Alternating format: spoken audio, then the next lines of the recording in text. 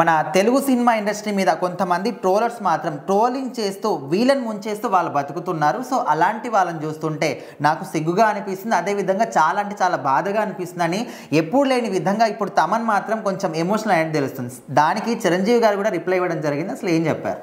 So ఖచ్చితంగా తమన్ గారు అయితే ఒక మంచి ఇదిగా రియాక్ట్ అయ్యారు, చాలా సీరియస్గా రియాక్ట్ అయ్యారు దీనిపైన.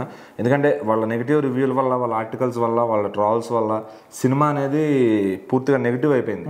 గేమ్ చేంజర్ సినిమా కంటెంట్ బాగున్నప్పటికీ కూడా సినిమా రివ్యూస్ చూసి చాలా మంది సినిమాకి వెళ్లకుండా ఆగిపోయారు.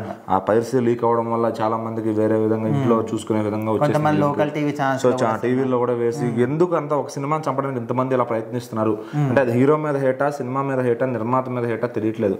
సో తమన్ గారు అయితే చాలా బాధపడ్డారు. మీరు ట్రాల్స్ చేసుకుంటారు బాగానే ఉంటాయి, కానీ అది మరీ సినిమాని చంపే అంత విధంగా ఉండకూడదు.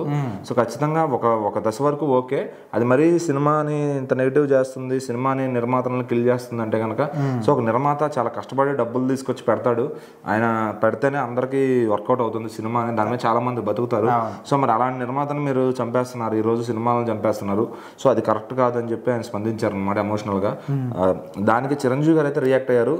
అవును తమన్, నువ్వు నిజమే, సామాజిక అంశమైనా ఏదైనా కానీ, ఏ క్రికెట్ అయినా కానీ ముందుండి నువ్వు మాట్లాడతావు, చాలా ఫన్నీగా ఉంటావు, నీలో ఈ ఆవేదన చూస్తే నాకు కూడా చాలా బాధ వేసింది. సో నువ్వు చెప్తుంది మెల్లగా ఆలోచిస్తుంటే ఇది నిజమే అనిపిస్తుంది. ఒక సినిమాని ఎందుకు ఇట్లా రివ్యూలని ఇచ్చి చంపేస్తున్నారు, సో దానికి ఎక్కడ మనం తీసుకోవాలని కూడా ఆయన స్పందిస్తూ ఇది తమన్ గారి కోసం అయితే మాట్లాడారు అనమాట. సో మరి తమన్ గారు అసలు అట్లా ఎందుకు మాట్లాడారంటే ఖచ్చితంగా గేమ్ చేంజర్ రిజల్ట్ అని చెప్పాలి. సో సినిమాకి చాలా కష్టపడి 3 ఏళ్ళు కష్టపడి 400 కోట్ల పైగా ఇన్వెస్ట్ చేసి సో ఎన్నో నిద్రలేని రాత్రులు పెట్టుకుని సినిమా టైంకి అందించడానికి తమన్ గారు చాలా కృషి చేశారు. సో మరి అంత మంచి సినిమాని జనం ఆ నెగిటివ్ రివ్యూస్తో కొంతమంది వాంటెడ్గా దాన్ని చంపేసి దాన్ని హెచ్డి లీక్ చేయడంలో దాని పట్ల ఒక టీం ఉండి సో ఇంత చేస్తున్నారు. సో మరి ఎందుకు ఆ లీక్ చేశారు ఇదంతా మరి తమన్ గారికి అయితే ఖచ్చితంగా బాధగా ఉంది. సో మరి ఆయన చేసిన సినిమా ఎంజాయ్ చేయాలనుకుంటారు, జనం ఎంజాయ్ చేస్తే మంచి రెస్పాన్స్ వస్తే బాగుంటుంది అనుకుంటారు, కానీ సో అది నెగిటివ్ ఫీడ్బ్యాక్తో వెళ్ళిపోయి సినిమా వేరే విధంగా పోతే ఆయన అయితే తట్టుకోలేకపోతున్నారు అనమాట. సో అటు చరణ్ గారి ఫ్యాన్స్ కూడా ఆ సినిమాని రిజల్ట్ని తీసుకోలేకపోతున్నారు. సో ఖచ్చితంగా దిల్ రాజు గారు అయితే అది దాని నుంచి డైవర్ట్ అవ్వడానికి సంక్రాంతికి వస్తున్నానికి నీట్గా ఆ సినిమా అన్న వర్కౌట్ అవుతుంది. సో ఆయన బ్యాక్ ఎండ్లో అది పెట్టుకున్నారని చెప్పొచ్చు, నిజంగా ఇది తేడా కొట్టినా అది వెళ్ళొచ్చు అని. సో మరి ఆయన అనుకున్న ప్లాన్ అయితే సంక్రాంతికి వస్తున్నాక అయితే వర్కౌట్ అయింది. సో గేమ్ చేంజర్ చాలా ఎక్స్పెక్ట్ చేశారు, బట్ అన్ఎక్స్పెక్టెడ్ కలెక్షన్స్ అయితే వచ్చినాయి.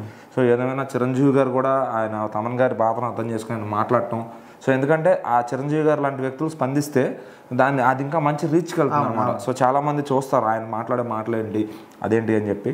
సో ఖచ్చితంగా మరి తమన్ గారిని మాటలను అర్థం చేసుకునే ట్రాలర్స్ ఇకనైనా ఆగిపోయి కలుస్తారా, ఫ్యాన్ వార్లు తగ్గించి, ఇప్పుడు మెగా వర్సెస్ నందమూరి ఇట్లా రకరకాలు ఉంటాయి, సో వాటిని తగ్గించుకుని అందరు కలుసుకుంటారా, అసలు ఎందుకు ఇట్లా జరుగుతున్నాయి.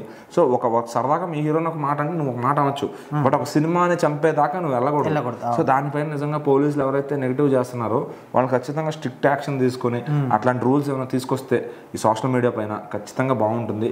సో మరి చిరంజీవి గారు కానీ తమన్ గారు కానీ సినిమా ఇండస్ట్రీ వాళ్ళ అభిప్రాయం అయితే అదే ఉంటుందన్నమాట. సో దాని పట్ల నెగిటివ్ చేసే వాళ్ళ పట్ల స్ట్రిక్ట్ యాక్షన్ తీసుకోవాలి. Articles end pages first day ఎవరైతే నెగిటివ్ రాస్తున్నారో వాళ్ళకు కొంచెం గ్యాప్ ఏమన్నా రూల్స్ పెట్టాలి, ఒక 2-3 days దాకా రివ్యూ ఇవ్వద్దు, ఫస్ట్ చూసే వాళ్ళని చూడనివ్వండి అని చెప్పి. సో అది వచ్చిన రోజు సినిమా అయితే బతుకుతుందని నా ఒపీనియన్.